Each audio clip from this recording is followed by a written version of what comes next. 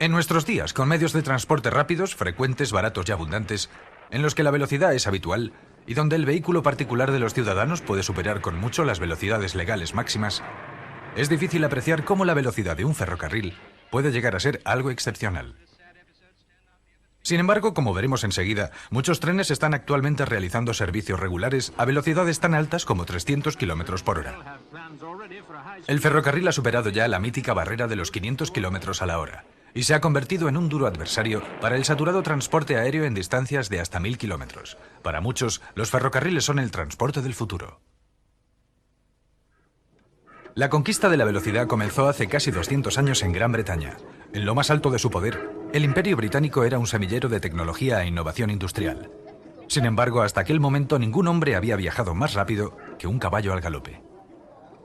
En el industrializado noroeste del país, los ferrocarriles arrastrados por caballos se habían utilizado para transportar carbón y otros minerales hasta comienzos del siglo XIX.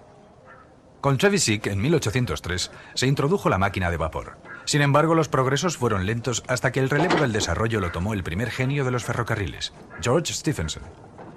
Su Locomotion número 1 fue construida en 1825 para el primer ferrocarril público del mundo, el ferrocarril de Stockton y Darlington, inaugurado en ese año e impulsado solo por vapor. La Locomotion obtuvo el primer récord ferroviario conocido, cuando aquel mismo año de 1825 ganó la carrera a una diligencia de caballos en el trayecto de Stockton a Darlington.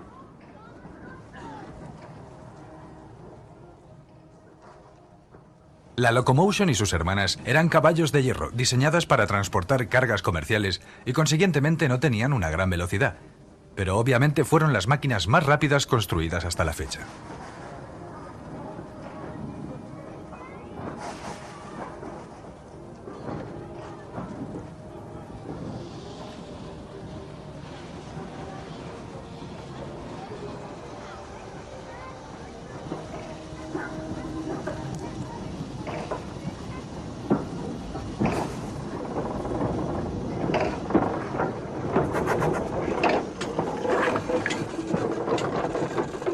Observen el rudimentario sistema externo de válvulas y tuberías de esta réplica exacta de la Locomotion original. Provocaban una gran limitación en su velocidad. Stephenson y su hijo Robert se aplicaron al desarrollo de la locomotora de vapor durante la segunda mitad de la década, es decir, desde 1825. El progreso efectuado en 4 años fue increíble. La Rocket, construida en 1829, era completamente diferente a la Locomotion y fue diseñada ya pensando en las nuevas necesidades de velocidad. Apenas un año después de la apertura del ferrocarril Stockton-Darlington, se registraban los planos de lo que actualmente se considera el primer ferrocarril moderno interurbano, el Liverpool-Manchester.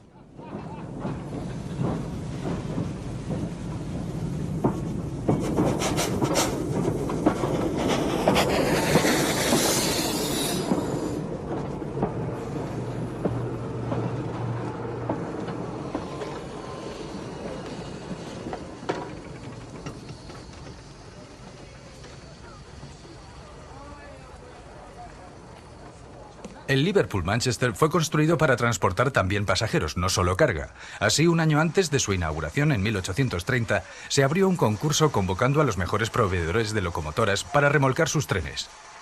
Las famosas pruebas de Rainhill de octubre de 1829 son probablemente el más legendario evento ferroviario de todos los tiempos. Se presentaron 3 locomotoras.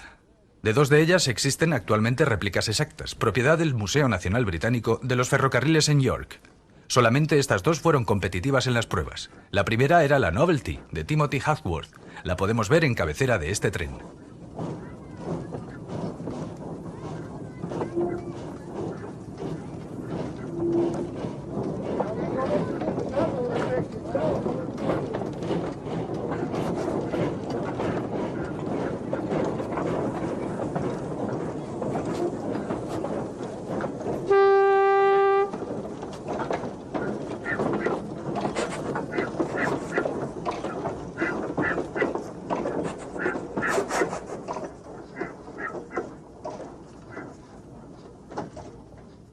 La triunfadora fue, como registra la historia, la Rocket de Stephenson. Aunque su aspecto es vetusto, muchas de las características que desarrollarían las locomotoras de vapor del futuro se encontraban ya en este diseño.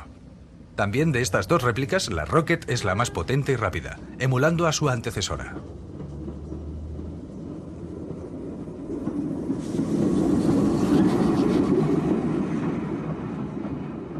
La Rocket ganó las pruebas de Rainhill con una marca de 46,8 km/h, desbancando con comodidad a sus rivales y consiguiendo una velocidad nunca vista hasta entonces. Su victoria dio a Stephenson el contrato de suministro de locomotoras que serían entregadas aquel año para la inauguración del ferrocarril el 15 de septiembre de 1830.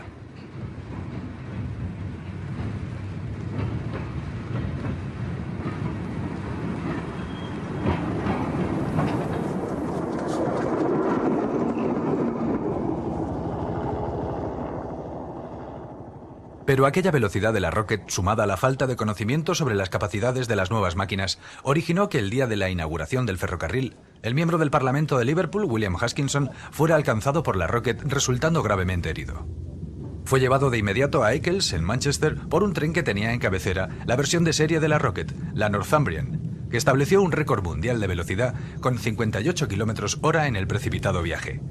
Desafortunadamente, todo fue en vano. Haskinson murió a causa de sus heridas. Fue la primera víctima mortal de un accidente ferroviario.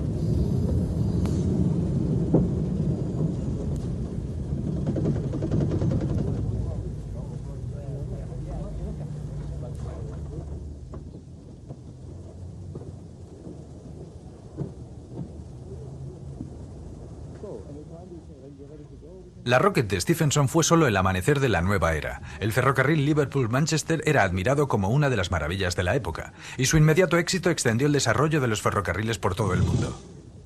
Gran Bretaña estaba entonces en vanguardia y sus máquinas se extendieron dentro y fuera del país. Por todas partes surgían constructores de locomotoras, y el desarrollo fue extremadamente rápido. Cada nueva compañía ferroviaria pedía locomotoras más rápidas.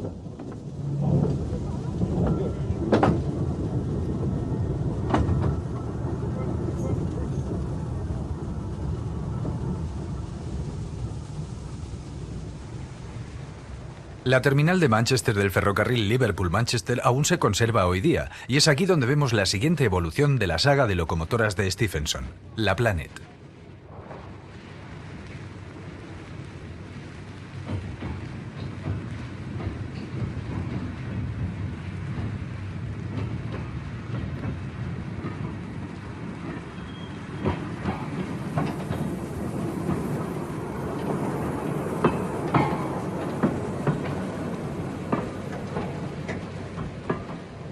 Se trata de otra réplica, igual que el segundo coche del tren. La Planet era el primer prototipo de una serie nueva de locomotoras y fue construida en 1830 para la inauguración del nuevo ferrocarril. El avance sobre el diseño de la Rocket es ostensible. Disponía de cilindros internos, bastidor exterior en sándwich y cojinetes. Una combinación que reducía la alarmante tendencia a las sacudidas laterales circulando a velocidad que caracterizaba a la Rocket. Además tenía una caja de humos adecuada y topes y enganches en ambos extremos.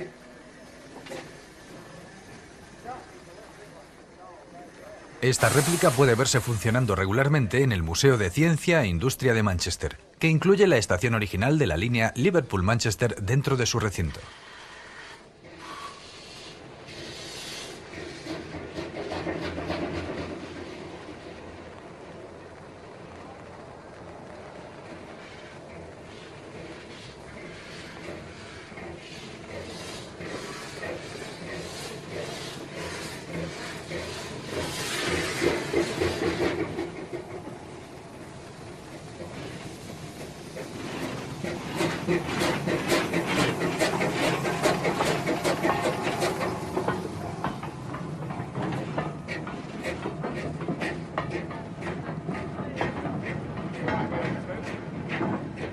En aquellos primeros días del ferrocarril, nadie pensó en la normalización.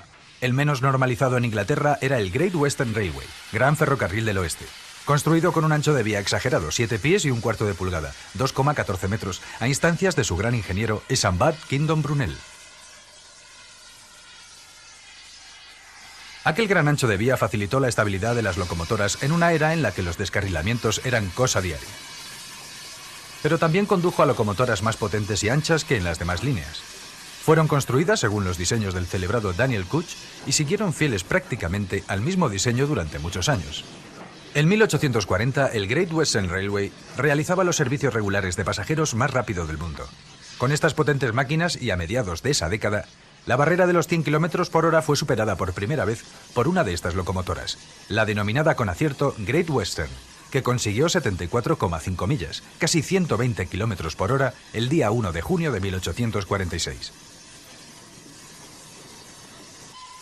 Esta que vemos es también una réplica, propiedad del Museo Nacional del Ferrocarril de York. Gran Bretaña mantuvo el cetro mundial de la velocidad durante todo el siglo XIX, exceptuando un breve periodo desde 1889 hasta 1897, cuando una Crampton francesa lo ostentó durante algún tiempo.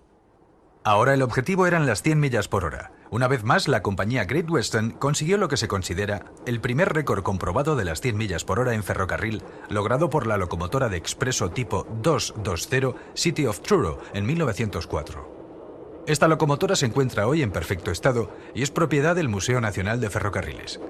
Aquí la vemos funcionando airosamente en plena década de 1990.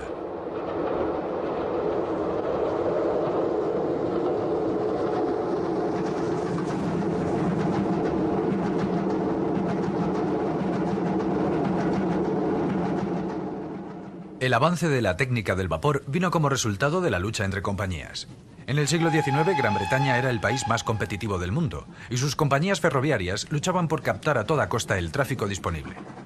A lo largo de 1880 y 1890, dos rutas rivales a Escocia habían competido sin tregua, ofreciendo tiempos cada vez más cortos de viaje. Eran auténticas carreras de ferrocarriles. A finales de siglo existía una rivalidad similar en las líneas navieras que atravesaban las rutas del Atlántico, y las dos compañías ferroviarias rivales que funcionaban en el suroeste del país hicieron lo mismo. Eran el London and South Western Railway y el Great Western Railway.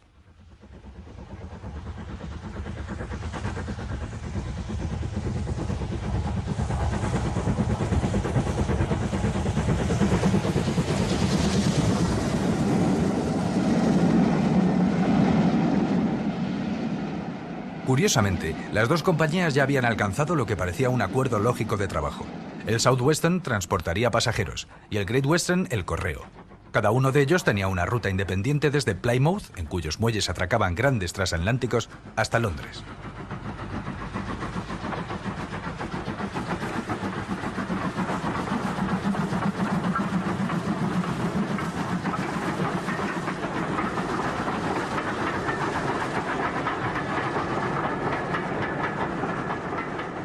Pero el honor estaba en juego. Durante los primeros meses de 1904, las velocidades de los trenes fueron aumentando y los tiempos desde una estación término hasta la otra disminuyeron.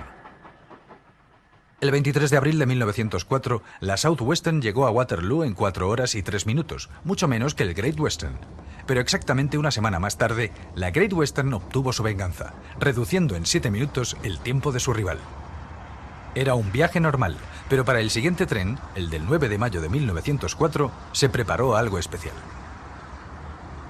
El tren debía transportar el oro que traía un carguero alemán que había atracado en el muelle de Plymouth ese día, y el jefe de locomotoras de la Great Western, George Jackson Chatsworth, arengó a su dotación para que se emplearan a fondo en aquel viaje.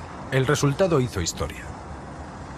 Chatsworth se las arregló para que el muy conocido cronista de tiempos y velocidades de los ferrocarriles, Charles Bruce Martin, viajara en un vagón especial detrás del City of Truro, y en el descenso de Wellington Bank, en Somerset, registró una velocidad punta de 102,3 millas, 164,6 km/h.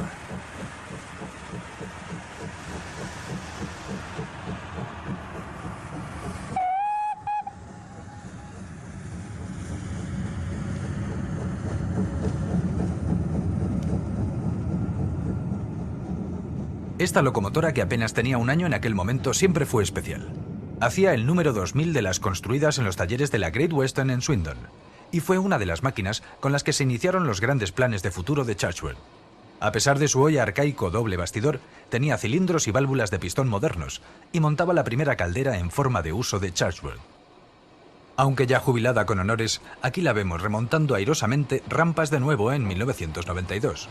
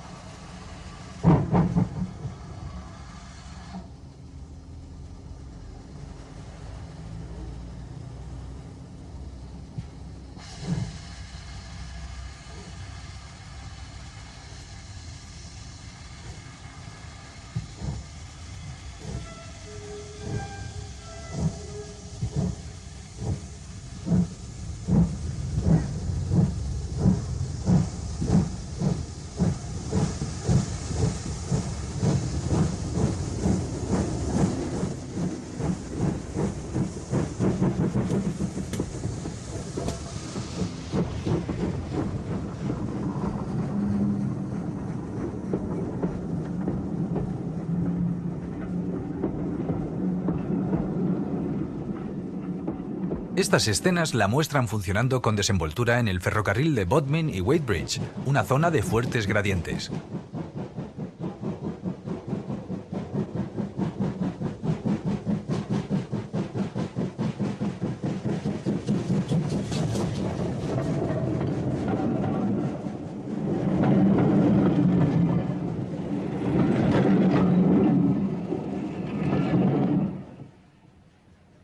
Las temerarias carreras entre expresos de comienzos del siglo XX tuvieron un fin trágico. En las primeras horas del 1 de julio de 1906, un tren de la compañía Southwestern, el Boat Express, ocasionó un desastre en Salisbury, muriendo el maquinista, el fogonero y otras 26 personas.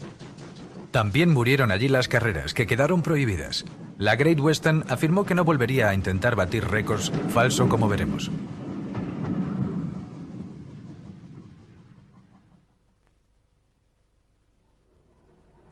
Pero los años 1920 y 30 fueron el escenario de otros desafíos.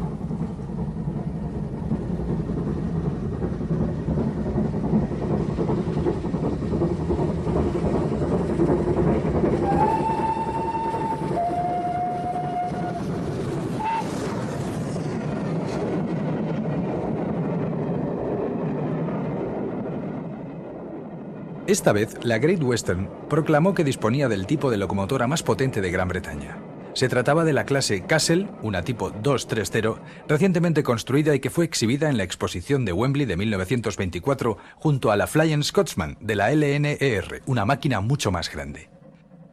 Llevaba una placa que declaraba su mayor esfuerzo de tracción, la medida usual de potencia en la época. El resultado fue un desafío por parte de la LNER a la Great Western para comprobar tal superioridad, lo cual se consiguió.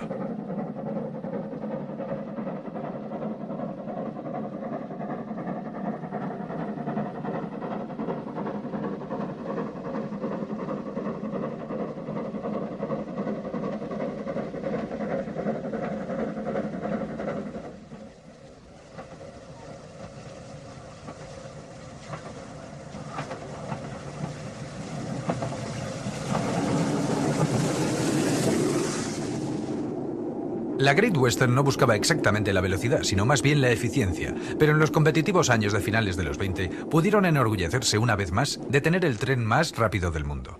Este audaz calificativo fue ganado por el Cheltenham Spa Express, que cubrió las 77,3 millas finales de su viaje en 70 minutos, con una velocidad media de 66,2 millas, 106,5 kilómetros hora. Efectivamente, el tren más rápido del mundo en 1929. Estas imágenes de un noticiario del Cheltenham Flyer, como se le conocía popularmente, fueron filmadas a comienzos de la década de 1930, después de haber arrebatado el récord en 1931 a la Canadian Pacific. De hecho, el título del noticiario era Otro triunfo de velocidad para Gran Bretaña. El Cheltenham Flyer arrebata el récord a la Canadian Pacific.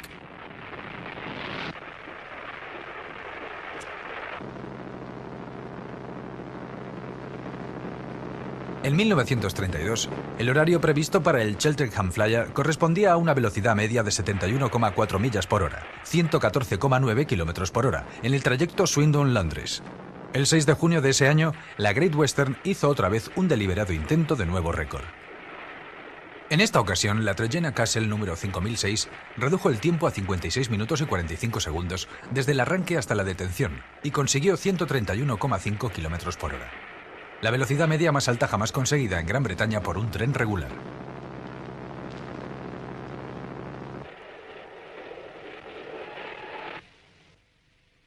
Pero la compañía LNER, orgullosa propietaria de la Flying Scotsman, que había sido humillada por la Castle de la Great Western, había aprendido bien la lección.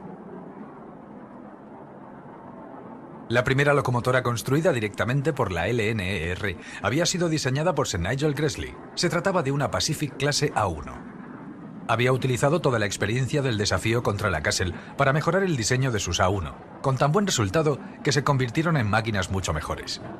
Fue el comienzo de la mayor dinastía de potentes locomotoras de expreso de alta gama del Reino Unido.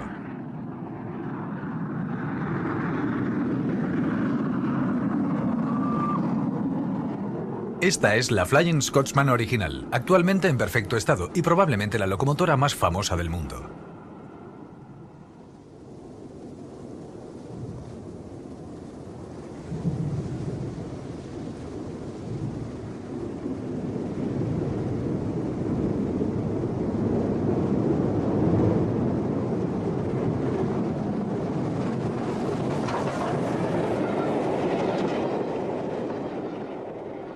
Pero en los años 1930 era famosa por una razón completamente diferente.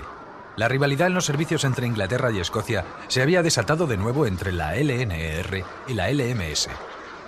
La tracción diésel, en particular la tracción diésel alemana, estaba fijando nuevos niveles de velocidad y la gerencia de la LNER consideró al principio la posibilidad incluso de utilizar esta fuente alternativa de potencia para conseguir velocidades más altas.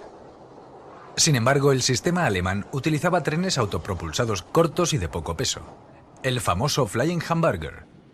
Sir Nigel Gresley estaba convencido de que el vapor no se había desarrollado todavía hasta su máxima capacidad. Su primer paso hacia nuevas velocidades fue igualar con una locomotora ya existente los mejores récords en vigor. Escogió la Flying Scotsman y el 30 de noviembre de 1934 un tren de pruebas de 6 coches fue lanzado hasta las 100 millas exactas por hora, 160 kilómetros por hora, en el descenso del Stock Bank, la segunda vez que un tren británico rompía la barrera de las 100 millas. El diseño de sus A1 ya había sido mejorado, resultando en la variante A3 con una mayor presión de caldera y más avanzado diseño de los cilindros. Se había pedido a los alemanes que ofertaran su mejor tiempo para el trayecto Londres-Newcastle, con un servicio diésel, y se había considerado que 4 horas y cuarto eran un objetivo factible. La LNER, sin renunciar a trenes más pesados de lo que eran capaces de impulsar los motores diésel, quería rebajar este tiempo.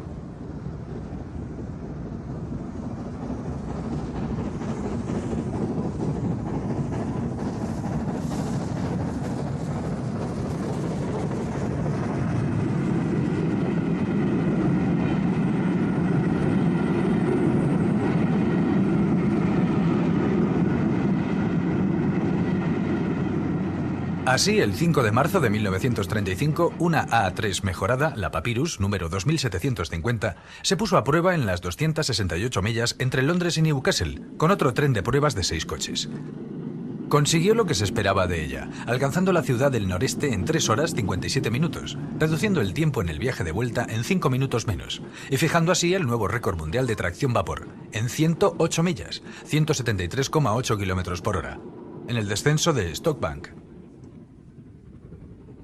Estas pruebas demostraban que el vapor estaba todavía lejos de su techo de velocidad, y la LNER tenía en mente la introducción de un convoy de alta velocidad remolcado por vapor en marzo de 1935. Este tren sería presentado en el otoño de ese año para celebrar las bodas de plata del rey Jorge V.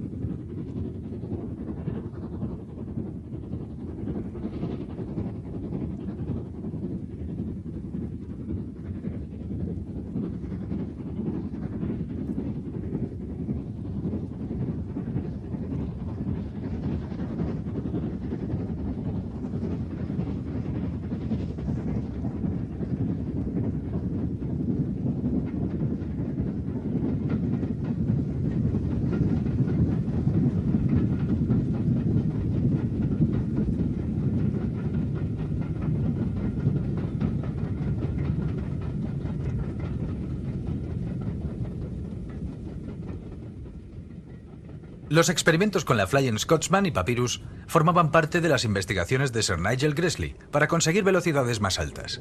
El desarrollo del automóvil y del avión había inducido a los diseñadores ferroviarios a profundizar en la aerodinámica.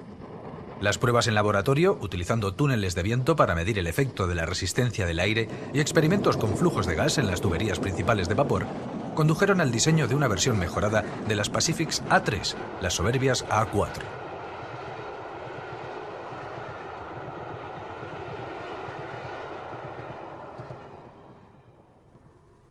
El resultado presentado el 27 de septiembre de 1935 era el primer tren completamente aerodinámico, el Silver Jubilee. En cabeza estaba la nueva locomotora Pacific A4, número 2509, Silver Link, recién salida de los talleres, y tras ella un conjunto de 7 coches con faldones aerodinámicos hasta casi el nivel de la vía y entre los coches. El viaje inaugural fue una demostración para la prensa, 3 días antes de iniciar el servicio regular al público, y constituyó un auténtico acontecimiento. En aquel viaje, la Silver Link habría de recorrer 25 millas a más de 100 millas por hora, estableciendo un nuevo récord de velocidad, en 112,5 millas, 181 kilómetros por hora.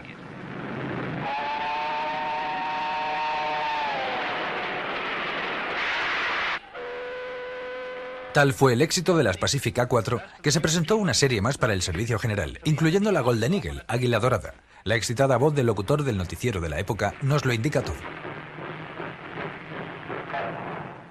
This is the type of engine that will work the Coronation Expresses and bring thousands down from the north to take part in the great celebrations. Las locomotoras aerodinámicas fueron también destinadas a otras líneas. Los festejos de la coronación de Jorge VI en 1937 originaron un virulento rebrote de la rivalidad entre la LMS y la LNER. Esta última puso en servicio el tren oportunamente denominado Coronation, de cuidadosa forma aerodinámica, remolcado por Pacifics A4, bautizadas al efecto con nombres de países miembros del Imperio Británico. La rivalidad entre la LMS y la LNER también se mantenía en las líneas del oeste de Inglaterra. Fue a principios de los años 30 cuando la LMS consiguió construir locomotoras de alta potencia tipo Pacific, es decir, de rodaje 231, que pudieran plantar cara con garantías a las A1 y A4 de la LNER.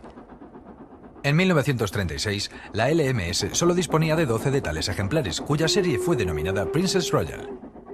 De ellas, solo 2 han llegado hasta nuestros días. Esta es una, la Princess Elizabeth.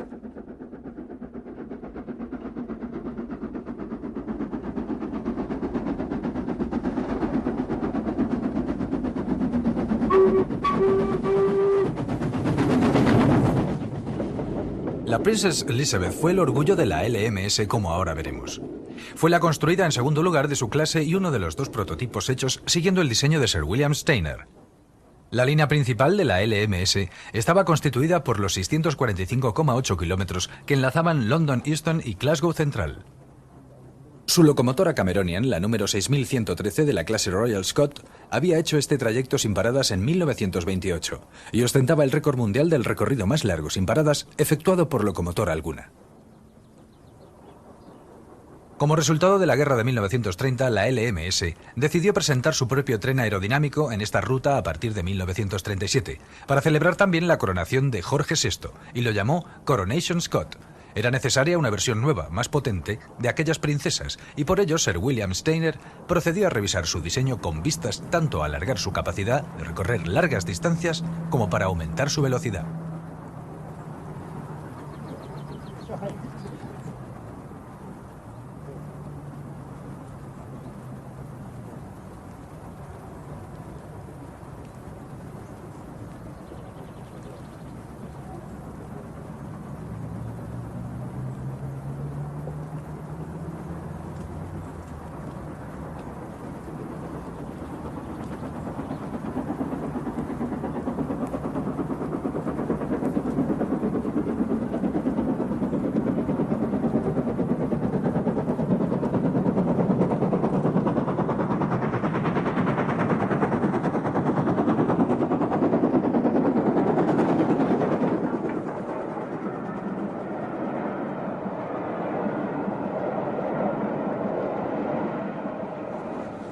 El 16 de noviembre de 1936, el Princess Elizabeth se puso en marcha en la línea principal de la costa oeste, en cabeza de un tren de 230 toneladas.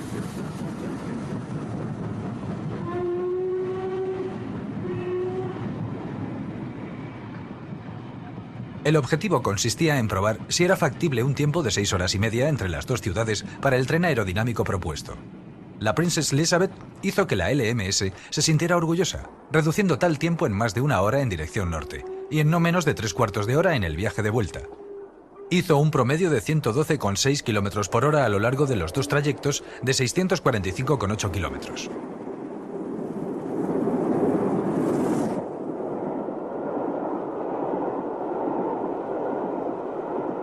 Para la LMS, el resultado de todo ello fue doble: la introducción del Coronation Scot el 5 de julio de 1937 y un nuevo intento de batir el récord de velocidad. Se preparó un gran despliegue de publicidad, ya que su adversaria, LNER, pretendía también introducir su Coronation por aquellos días, y se dispuso un viaje inaugural para la prensa el 29 de junio de 1937. La nueva locomotora Coronation 6220 batió el récord de velocidad por tracción vapor en este viaje, alcanzando 114 millas, 183,4 km por hora justo antes de Crewe. El Coronation Scot de la LMS no era un tren aerodinámico ligero, construido ex professo para estos servicios como los trenes de la LNR. El material rodante era convencional, aunque pintado para la ocasión, y las locomotoras eran máquinas de estricta serie cubiertas con un carenado aerodinámico desmontable. Una unidad completa del tren Coronation Scott fue enviado a los Estados Unidos en 1939 para ser exhibido en la Exposición Universal, dando posteriormente la vuelta a aquel país. La locomotora que cruzó el Atlántico era este otro miembro de la clase Princess Coronation, la número 6229, Duchess of Hamilton. Actualmente, la Duquesa de Hamilton es la locomotora insignia del Museo Nacional del Ferrocarril, pero tiene hoy un aspecto totalmente diferente al que tuvo con su carenado aerodinámico. En su día fue construida para serle aplicado el carenado sobre la estructura, pero Sir William Steiner en el fondo nunca estuvo convencido, a diferencia de Sir Nigel Cresley, de las ventajas de estos postizos, y con la excusa de ciertos requisitos de mantenimiento en tiempos de guerra, hizo que retiraran la envoltura, dejando al descubierto una máquina convencional muy elegante. Se construyeron un total de 38 grandes Pacifics de Steiner, algunas de las cuales se conocieron como clase Princess Coronation, Duchess o City, y remolcaron los expresos en la costa oeste hasta el final de la era del vapor en los años 60.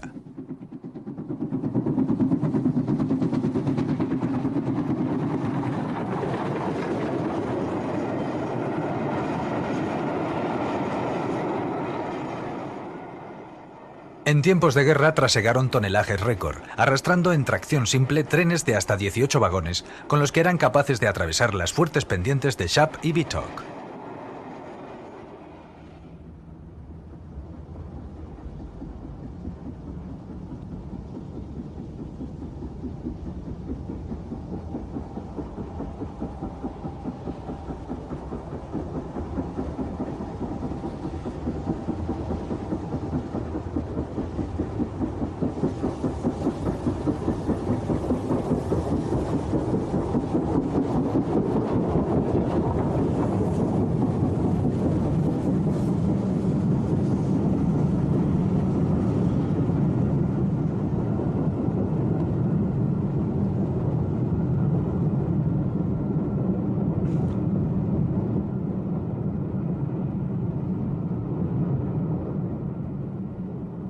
La Duchess of Hamilton permaneció 4 años en los Estados Unidos durante la guerra, volviendo solamente cuando ya las rutas marítimas fueron seguras de nuevo. Durante aquella época fue equiparada a diversas máquinas norteamericanas de la mayor categoría. Los Estados Unidos habían estado en cabeza de los trenes de alta velocidad en la década de 1930, y el desarrollo de las máquinas de vapor y diésel había sido rápido debido a la naturaleza competitiva de sus grandes compañías ferroviarias.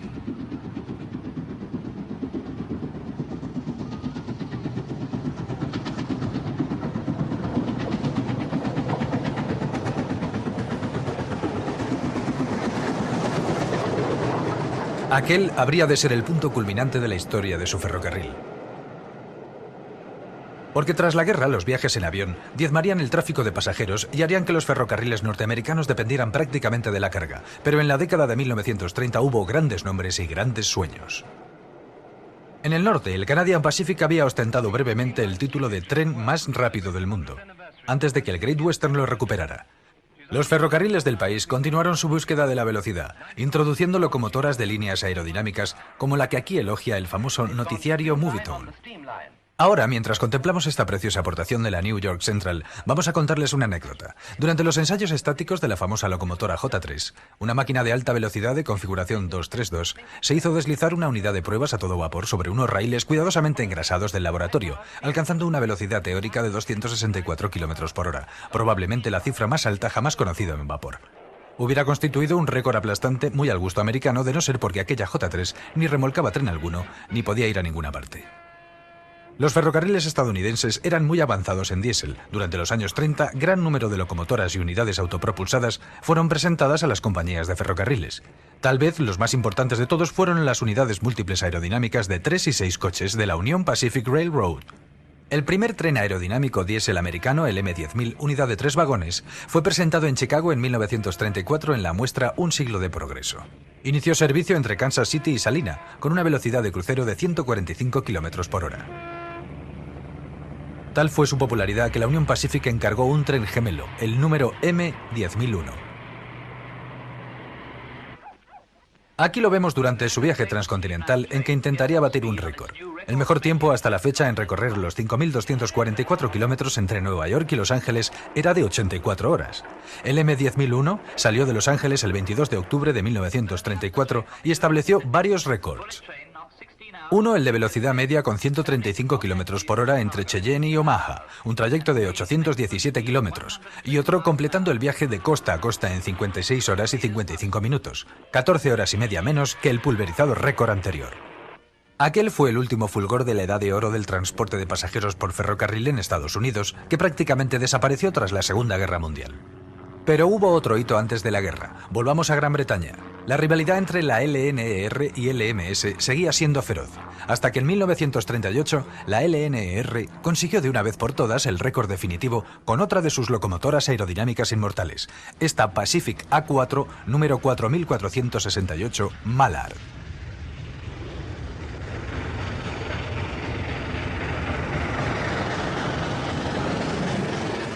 La Mallard es hoy en día una leyenda viva. Reside en el Museo Nacional del Ferrocarril en York, junto a la línea principal de la costa este por la que circuló y en la que se forjó su leyenda.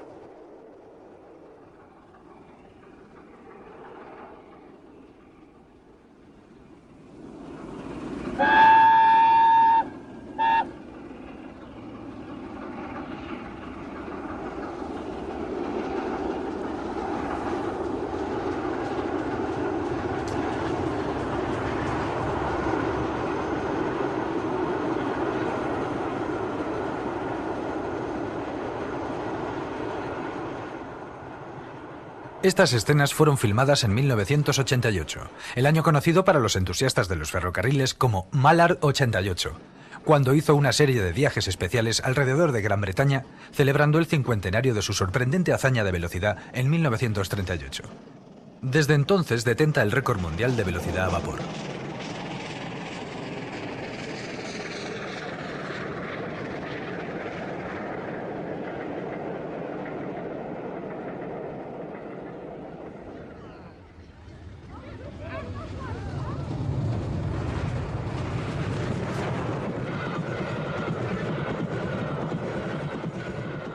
La proeza se logró el domingo 3 de julio de 1938, cuando un tren especial que iba aparentemente a realizar unas supuestas pruebas de frenado fue lanzado a máxima presión de vapor por el famoso tramo descendente de la línea principal de la costa este desde Stoke hasta Peterborough.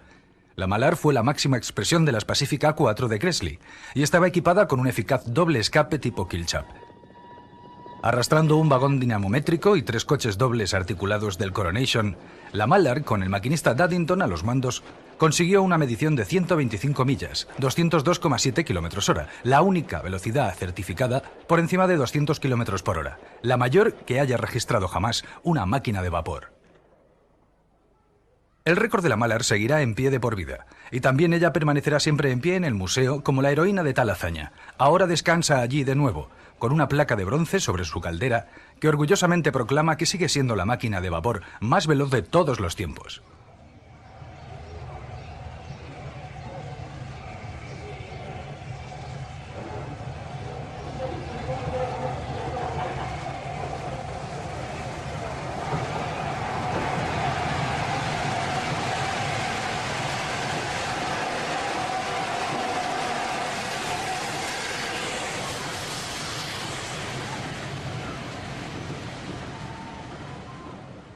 Tras la Guerra Mundial, los ferrocarriles británicos, devastados por los ataques aéreos, tardaron años en recuperarse. El vapor dominó la primera década de la posguerra, llevándose los honores de nuevo las A4, y consiguiendo una de ellas, durante ese periodo, un registro de 180,2 km a la hora. Echemos un último vistazo a la esbelta Mallard en uno de sus viajes finales, antes de dirigirnos a otras naciones para ver la evolución de la velocidad ferroviaria tras el conflicto mundial.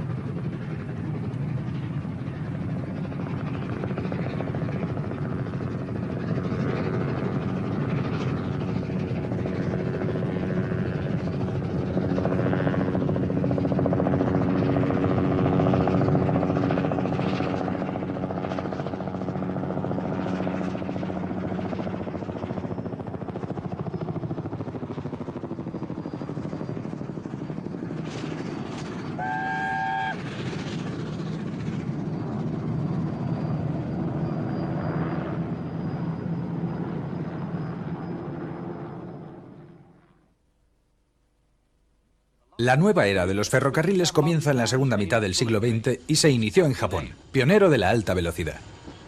Derrotado en la guerra, el país experimentó un renacimiento y una expansión económica formidables, pero sufría un exceso de población en su estrecho cinturón industrial costero. Sus viejos ferrocarriles, construidos con un ancho de vía métrico inglés de 3 pies y 6 pulgadas, es decir, 1067 milímetros, sufrieron la sobrecarga del boom económico. En particular el Tokaido, línea Tokio-Osaka, que disponiendo solo del 3% del kilometraje de la red japonesa, debía soportar casi una cuarta parte del tráfico total. Se tomó una solución drástica, construir un nuevo tendido en el ancho de la vía estándar del resto del mundo. Una vez inaugurada en los Juegos Olímpicos de Tokio en 1964, este nuevo Tokaido se convirtió en una de las maravillas ferroviarias del mundo. El nuevo Tokaido fue diseñado para una velocidad máxima de 210 km por hora y carecía de señalización convencional. Toda la información se representa en una pantalla en cabina. El inmediato éxito condujo a proyectar líneas Shinkansen adicionales, cuyos trenes eran popularmente conocidos como los trenes bala. La siguiente inauguración tuvo lugar en 1972. Cada nueva línea era capaz de mayores velocidades regulares, alcanzándose los 300 km por hora, 186,2 millas por hora en 1993. En 1991, el récord de velocidad del Shinkansen fue registrado en 336 km por hora, una marca que en esa época ya había sido batida por los trenes europeos, como luego veremos. La otra nación derrotada en la Segunda Guerra Mundial, la Alemania, siempre estuvo en la vanguardia ferroviaria. Un prototipo de automotor eléctrico, AEG, consiguió no solo el récord en tracción eléctrica, sino el absoluto de velocidad mundial. Ocurrió en 1903, un año antes de que la humeante City of Truro lograra las primeras 100 millas por hora. Los 210 km hora que registró el AEG ya nunca serían superados por locomotora de vapor alguna. También fue un evento internacional el que devolvió a la actualidad la velocidad en las vías alemanas con motivo de una exposición internacional celebrada en Múnich en el verano de 1965. Se puso a prueba una locomotora eléctrica E03 en una demostración para la prensa. Esta fue la primera operación no experimental de 200 km por hora en Alemania. La E03 cubriría los 70 kilómetros entre Múnich y Ansberg en 26 minutos justos, de arranque a parada, con una media de 140,8 km por hora. La serie 103, como se denominó finalmente a las hermanas de la E03, fueron las primeras locomotoras de alta velocidad de Alemania en la posguerra. Una de ellas, la 103-118, logró el récord de locomotoras eléctricas alemanas el 13 de septiembre de 1973, con 252,9 km por hora, arrastrando 3 vagones experimentales. Pero estos progresos alemanes produjeron algo más, un gran debate nacional sobre el verdadero valor de la alta velocidad. A la Deutsche Bundesbahn le costó obtener permiso para construir líneas de alta velocidad. Una de ellas era la Mannheim-Stuttgart, autorizada en 1977, inaugurada parcialmente en 1987 y no terminada hasta 1991.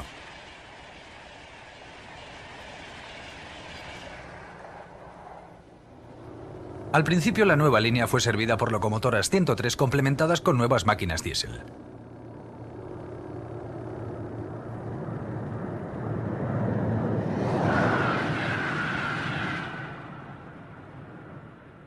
La línea estaba preparada para 300 km por hora, pero su larga gestación obligó a pactar que su uso quedara compartido con trenes de carga y otros convoyes de pasajeros. Sin embargo, se había logrado por fin construir trenes de alta velocidad.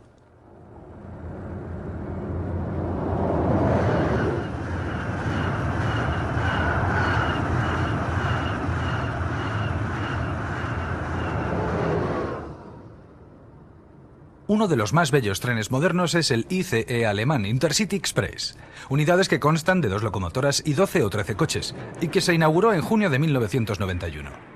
Aquí le vemos discurrir en paralelo a la carretera de Philipsberg al sur de Mannheim. La línea continúa hacia el sur y se divide en 2 ramales, uno hasta Karlsruhe y otro hasta Estrasburgo, mientras que la nueva línea, conocida como Neue Strecke, o NBS más brevemente, se dirige por la ruta central hacia el sureste a través de los bosques.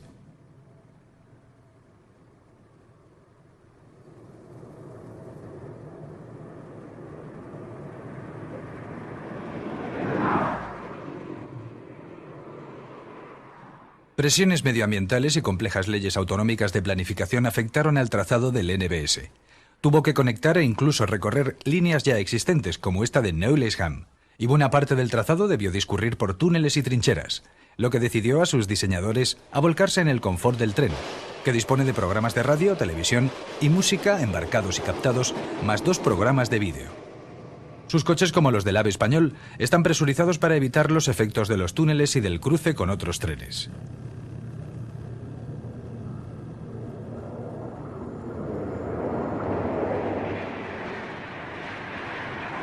La polémica sobre el Intercity Express parece haber remitido ya. Durante algún tiempo, en la década de los 80, su primera unidad experimental, la ICE, ostentó el récord del mundo con 406,9 km por hora, logrados el 1 de mayo de 1988. Pero como pronto veremos, Francia no tardó en superar esa marca. Volvamos ahora a la vieja enemiga de Alemania, Inglaterra. Durante los años 40, 50 y 60, British Rail tuvo que luchar a fondo para mantener vivos los ferrocarriles en el propio país que los inventó. Sin embargo, incluso antes de 1968, cuando la máquina de vapor quedó reducida a pieza de museo, sus pensamientos estaban ya dirigidos hacia la alta velocidad. Sus acuerdos con la industria aeroespacial a comienzos de los 60 permitieron formar nuevos equipos que contaban con ingenieros aeroespaciales. Fueron ellos, que partían sin el concepto tradicional de los ferrocarriles en su mente, quienes produjeron un proyecto revolucionario: el APT, tren avanzado de pasajeros de 250 km por hora, construido en materiales ligeros, y un nuevo sistema de suspensión activa que dirigiría a los trenes, facilitando su inscripción en las curvas. Además, los vagones se inclinarían automáticamente sobre sus bogies, permitiendo al tren negociar las curvas existentes sin necesidad de adaptarlas para alta velocidad. La inclinación le daría además al pasajero la impresión de una velocidad más baja de la real. Este noticiario muestra el prototipo del APT, tal y como se dio a conocer. Estaba impulsado por turbinas de gas situadas en el centro del convoy y era un auténtico laboratorio móvil. Fue tratado como secreto de Estado hasta 1975, en que se le permitió circular por la línea principal, antes perteneciente a la Great Western, y estableciendo un nuevo récord de velocidad británica de 152 millas, 244,6 km por hora, entre Swindon y Reading el 10 de agosto de 1975. El prototipo del APT era el preludio de una nueva serie de trenes basculantes para la línea principal de la costa oeste. Se pusieron a prueba más prototipos antes de abrir con estos trenes el denominado servicio escuadrón, previstos para 1981. Pero el resultado final fue un fracaso. Los prototipos sufrían todo tipo de averías y se convirtieron en el blanco de las burlas de la prensa.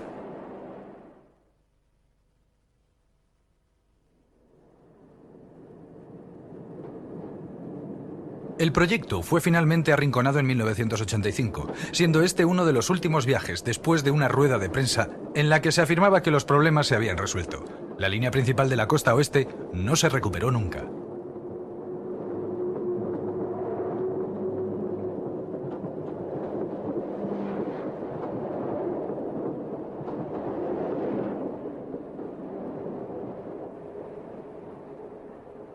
Afortunadamente para British Rail, sus ingenieros ferroviarios tradicionales se habían reunido en un segundo grupo también encargado de la investigación sobre altas velocidades. Adoptaron la tecnología convencional de locomotoras diésel y produjeron el tren de alta velocidad HST.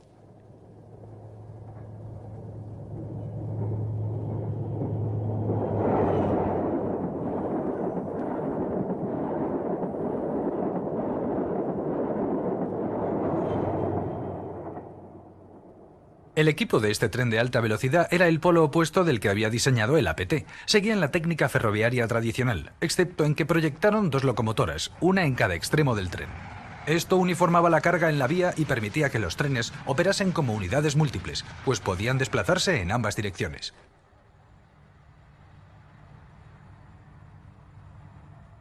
El desarrollo del HST, tren inglés de alta velocidad, fue breve.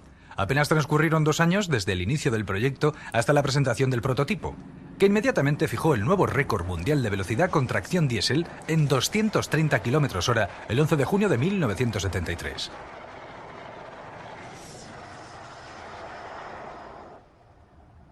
La producción de los trenes de alta velocidad HST fue autorizada rápidamente por la Great Western y las líneas principales de la costa oeste. Fueron presentados por primera vez con el nombre de Intercity 125 en la ruta de la Great Western en 1977. Esta denominación daba también la clave de su velocidad, 125 millas por hora. Con su puesta en servicio, British Rail ocupó el segundo lugar en el ranking de los trenes más rápidos del mundo, solamente superada por el Shinkansen japonés.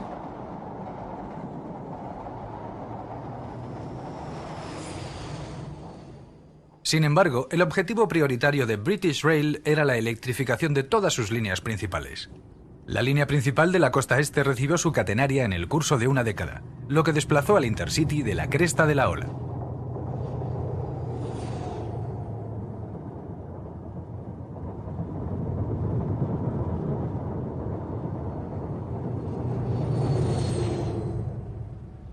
Habiendo demostrado ser un enorme éxito comercial, el tren de alta velocidad, como si fuera un tren convencional, ha tenido que operar también rutas que no son propiamente de alta velocidad y cubrir servicios ordinarios a lo largo de toda Inglaterra, dentro de la red también llamada Intercity por British Rail.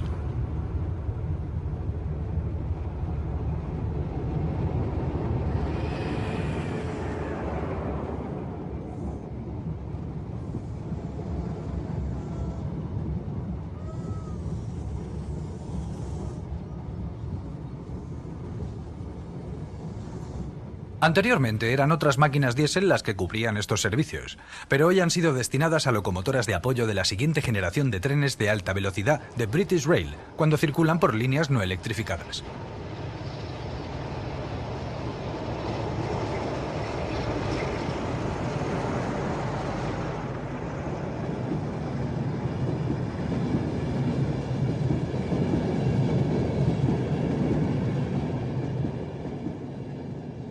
La electrificación de la ruta de la costa este estuvo acompañada de la introducción de nuevo material rodante y nuevas locomotoras. Los vagones Mark IV y las locomotoras eléctricas de la serie 91, también conocidas como Electras. Durante algún tiempo las 91 arrastraron los anteriores trenes de alta velocidad, incluida su locomotora, ya que los Mark IV fueron suministrados con retraso. Esta curiosa combinación dio lugar a los trenes regulares más potentes que se habían visto jamás en British Rail. La electrificación completa de la costa este incluía servicios a Glasgow, cubiertos con unidades denominadas Intercity 225 para evidenciar su mejora a 225 km/h respecto a los de la serie 125.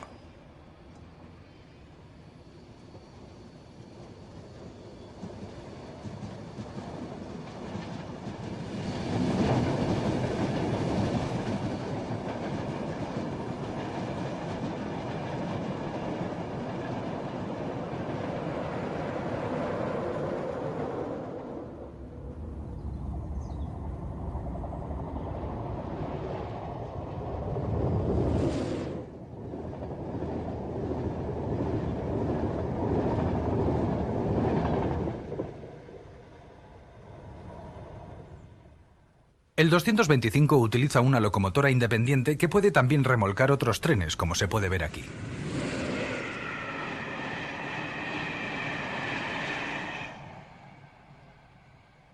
Este tren de nueva concepción utiliza una sola locomotora en un extremo del convoy, a diferencia de las dos locomotoras de los HST, y está acoplada semipermanentemente al tren. En el otro extremo del tren está el DVT Driving Van Trailer, vagón no motorizado con cabina de conducción y espacio para correo y paquetes. La locomotora 91 puede operar en tracción múltiple.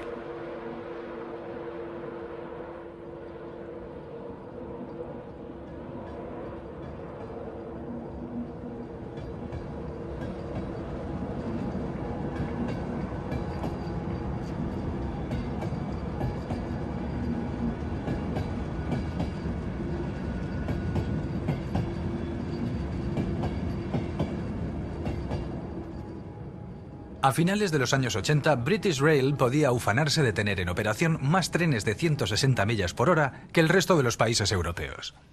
Para colmo, una Electra Serie 91 consiguió el nuevo récord británico de velocidad, 260,10 km/h, exactamente en el mismo punto de la línea principal de la costa este en que la Mallard estableció su histórico récord de tracción vapor. Fue el 17 de septiembre de 1989. Aquí vemos a aquella Electra ese día dirigiéndose al lugar del récord.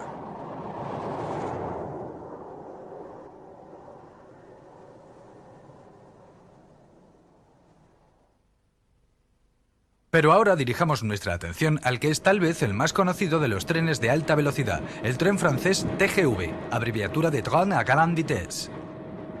Aquí vemos uno de sus primeros ejemplares sobre la playa de vías de la terminal norte de la estación de París-en-Lyon.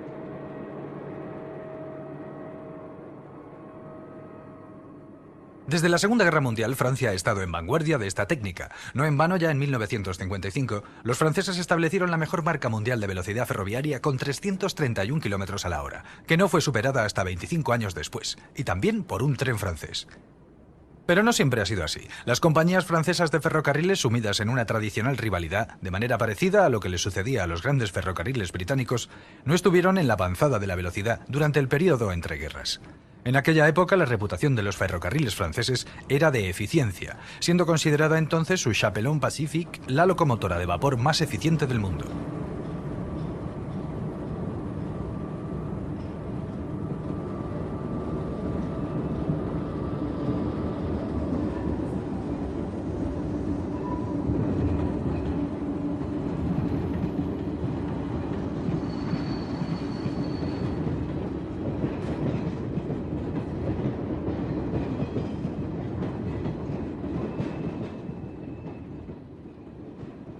Sin embargo, mientras que Alemania y los Estados Unidos estaban explotando la tecnología diésel para producir trenes más rápidos sobre las vías tradicionales, en Francia se contemplaba la electrificación como el camino a seguir.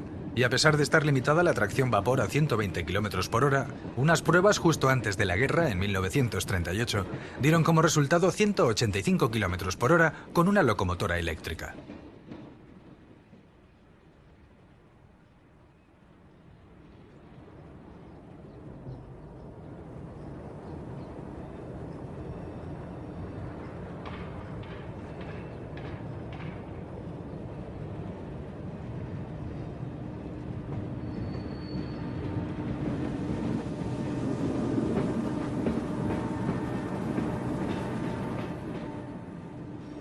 La guerra lo cambió todo. Los ferrocarriles franceses sufrieron fuertes daños y se hizo necesaria una reconstrucción a gran escala.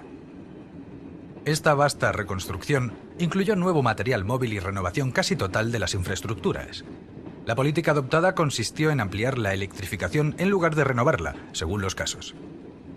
Se instalaron tendidos eléctricos en todas las líneas principales y ya se iniciaron planes para la alta velocidad futura.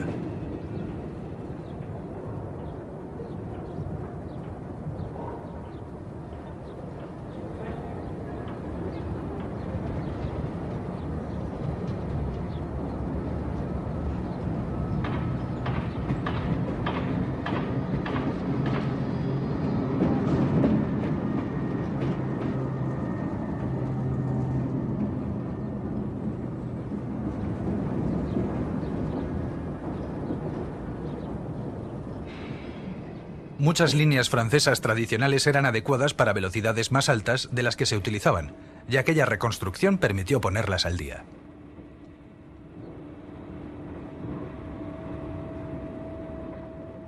La preparación de la alta velocidad fue intensificada hasta 1954, en que ya se pudieron hacer los primeros ensayos prácticos. La línea principal, recientemente electrificada entre París y Lyon, más tarde suplementada con la primera línea TGV, fue el trampolín donde las nuevas locomotoras conseguirían los primeros récords franceses. Las velocidades de los primeros ensayos fueron aumentando progresivamente hasta superar por primera vez la barrera de las 150 millas por hora, estableciendo el nuevo récord del mundo en 151 millas, 243 kilómetros por hora. Fue el 21 de febrero de 1954.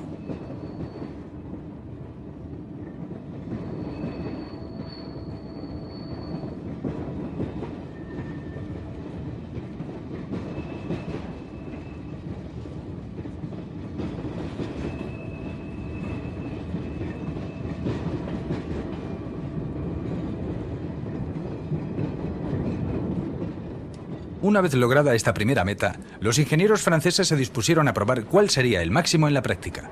A pesar de los problemas con la toma de corriente a alta velocidad, un año más tarde, el 28 y 29 de marzo de 1955, superaron las barreras de las 200 millas por hora y la de los 300 kilómetros por hora respectivamente con dos locomotoras distintas, equipadas con bogies de 6 ruedas y registrando cada máquina 331 kilómetros por hora.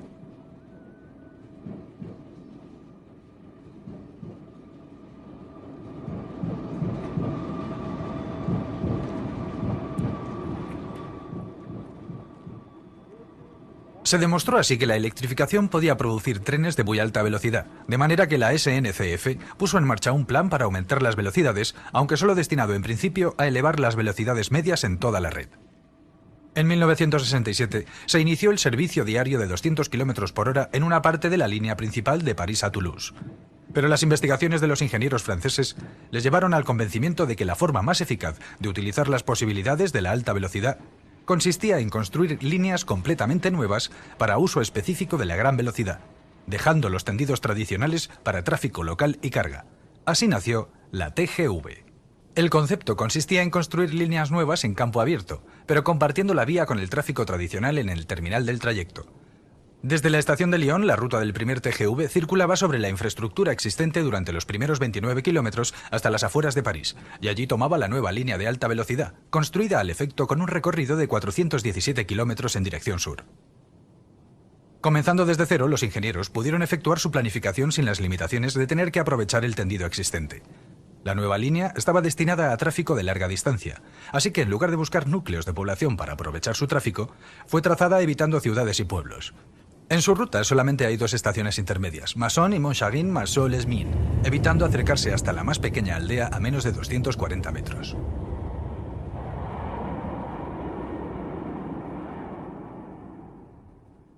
Lo que tradicionalmente se consideraban grandes pendientes y curvas, fueron abordadas sin miedo en la nueva ruta.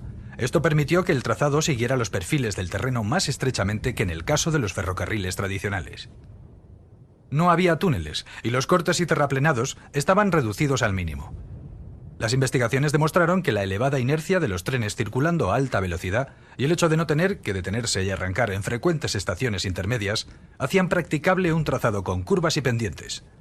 Al final, la línea se convierte en una sucesión de toboganes, eso sí, peraltados, para aumentar el confort compensando la aceleración transversal.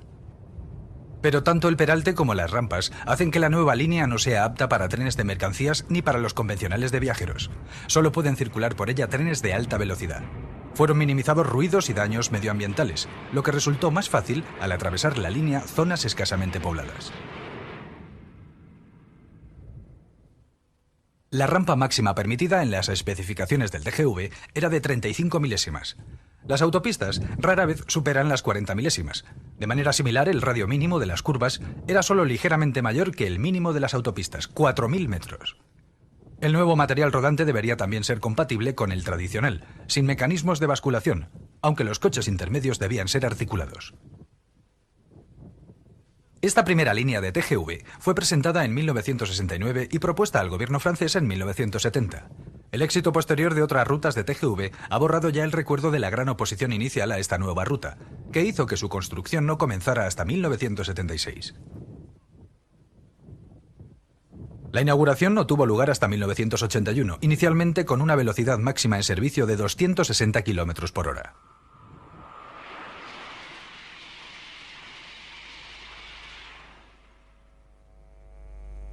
Y fue con otro récord del mundo como se inauguraron los servicios de TGV. Se construyó una plataforma de observación para la prensa sobre este puente en Pasilly, el 26 de febrero de 1981, para contemplar a la unidad número 16 pasando por debajo a una velocidad de 380 km por hora, 7 meses antes de la inauguración pública de este nuevo ferrocarril. Las cámaras pudieron ver también el increíble aspecto de montaña rusa que formaban las rampas y pendientes. Las velocidades medias para inaugurar los servicios fueron gradualmente aumentadas, así como la velocidad máxima, que llegó a 270 km por hora en 1983.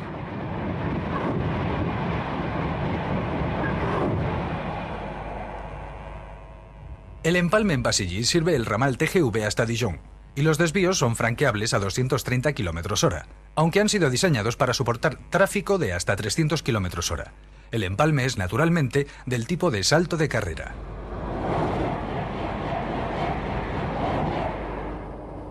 El ramal de Dijon tiene solamente 15 kilómetros de longitud. Se junta con la ruta histórica en Aisy y los TGV circulan a velocidad reducida entre trenes convencionales y de carga. Observen cómo los pantógrafos circulan ahora más levantados. Esta línea tampoco dispone de los 25.000 voltios que traga este tren, sino de 1.500 modestos voltios en corriente continua.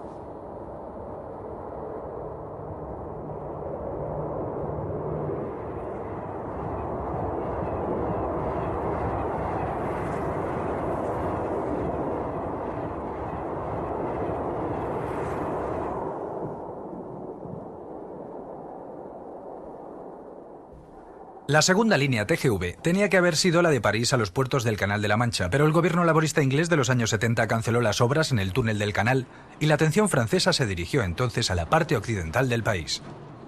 El resultado fue el TGV Atlantique, Alemans y Bretaña, y a través de un brazo suroccidental hasta Bordeaux y Toulouse.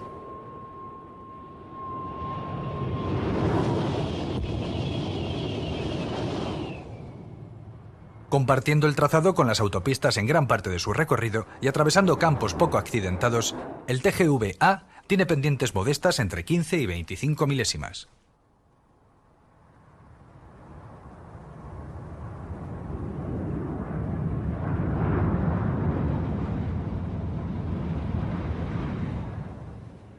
Una nueva serie de trenes TGV fue diseñada para la nueva ruta, que con el beneficio de una década de experiencias y avances técnicos son considerablemente más potentes.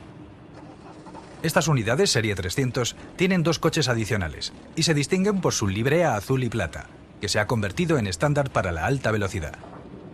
No se limitan a las rutas del TGV-A y también operan en la línea original TGV-PSE, París-Sud-Est, junto con unidades anteriores.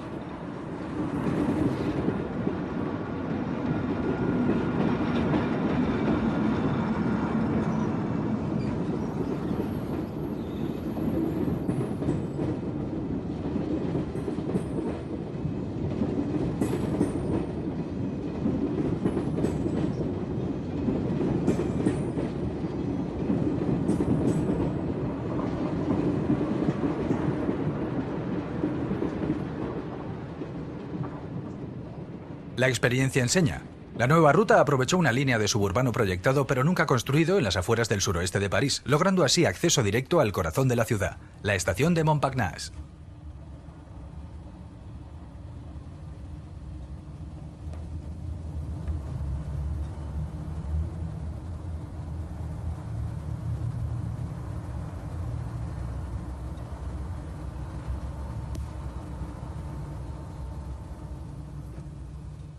Una vez más, las unidades son articuladas, lo cual hace que los vagones adyacentes no oscilen independientemente, sino juntos.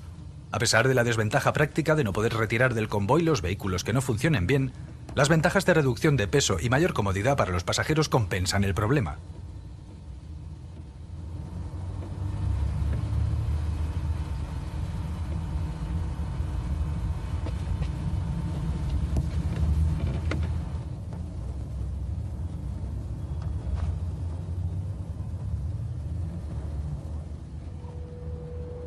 Una de estas unidades tiene actualmente el récord del mundo de velocidad.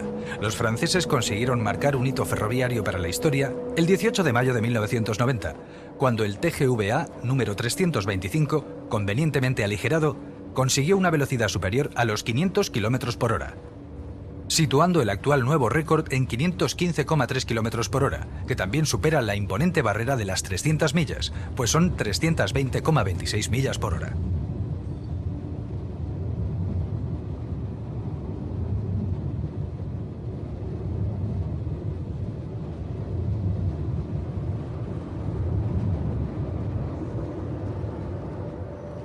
Durante los 15 primeros kilómetros, la velocidad está limitada a 200 km por hora y a 270 a lo largo de los túneles situados una vez pasado Châtillon. Fueron construidos cumpliendo las peticiones de los verdes. También reducen el factor de ruido en las áreas urbanas.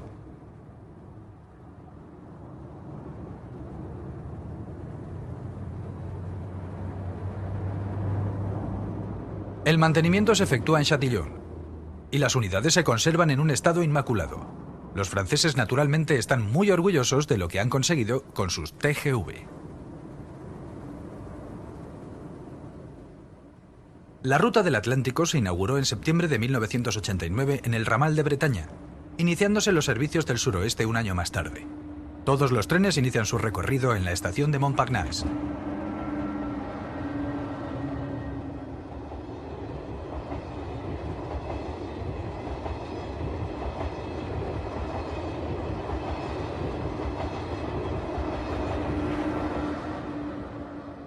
La siguiente ruta construida fue la TGV Norte, el ansiado empalme con el túnel del canal, que se había retrasado.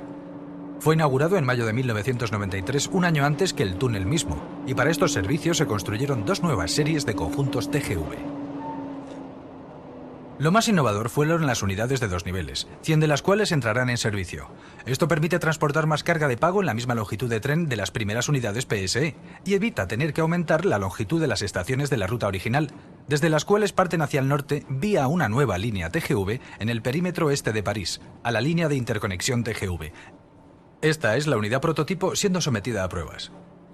Adicionalmente, el TGV Norte tendrá una serie de unidades convencionales denominadas TGV-R, Red, es decir, para poder circular por cualquier punto de la red francesa de ferrocarriles. Se denominan Serie 500 y son similares a las unidades TGV-A, pero con 8 vagones intermedios. Este es un TGV-R en los talleres de fabricación de GEC Alstom en el este de Francia, junto a la nueva generación de TGV, las unidades compatibles con el túnel del canal denominadas TMST.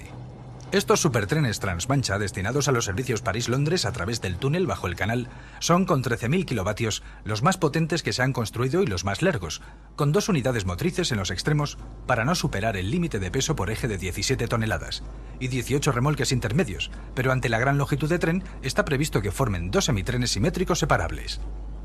Irónicamente terminamos nuestra película con un tren lento.